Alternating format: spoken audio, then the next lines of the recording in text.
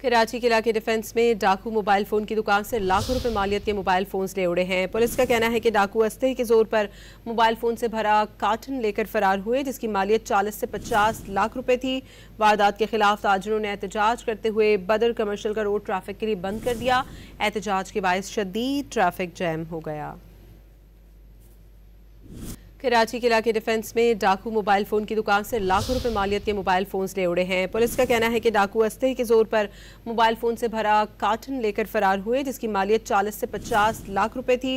वारदात के खिलाफ ताजिरों ने एहतजाज करते हुए बदर कमर्शियल का रोड ट्रैफिक के लिए बंद कर दिया। एहतजाज के बायस शदीद ट्रैफिक जैम हो गया। कराची के इलाके डिफेंस में डाकू मोबाइल फोन की दुकान से लाखों रुपए मालियत के मोबाइल फोन्स ले उड़े हैं। पुलिस का कहना है कि डाकू अस्थायी के जोर पर मोबाइल फोन से भरा कार्टन लेकर फरार हुए, जिसकी मालियत 40 से 50 लाख रुपए थी।